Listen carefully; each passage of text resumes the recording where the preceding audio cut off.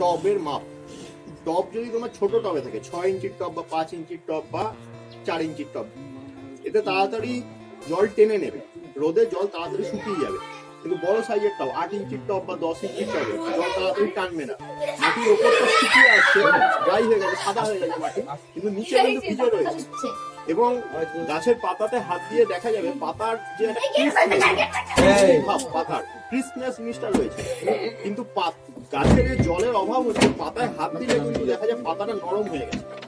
তখন বোঝা যাচ্ছে এই গাছটা কিন্তু জলের প্রয়োজন আছে। পাতা নুয়ে না দিলেও তখন জল দেওয়া যায়।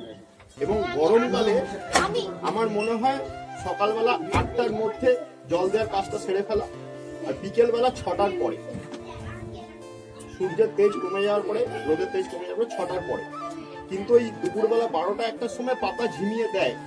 কারণ যে কোনো গাছেরই গরমকালে একটা রাস্তা, মানে এমনি জমিতে যে বড় বড় গাছ থাকে সেই গাছেরও পাতা গরমকালে নুয়ে যায়, এটাকে উইল্টিং বলে। উইল্টিং, বাষ্পমোচন করে, বাষ্পমোচন করে পাতা ঝিমিয়ে ফেলে, নেতিয়ে ফেলে।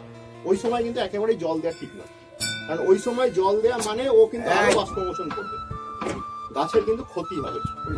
সুতরাং বিকেলবেলা ওই 6টার পরে, সে আপনি 8টা 9টাতেও জল দিতে পারেন যদি গাছের অবস্থা খুব খারাপ না হয়ে থাকে। হ্যাঁ, আর সকালবেলায় 8টার মধ্যে আমি বলে দিলাম ওই টাইমে। আর বড় টবের ক্ষেত্রে কিন্তু জল হোল্ড করে রাখে। সুতরাং গাছ কিন্তু ওই দেখে দিতে হবে আপনাকে জল। মাটির ওপরটা শুকিয়ে গেছে, আমি জল দিয়ে দিলাম, মানে ওভার ওয়াটারিং হয়ে যেতে পারে বড় টবের ক্ষেত্রে। ছোট টবের কিন্তু জল তাড়াতাড়ি কিন্তু শুকিয়ে যায় ছোট টবে।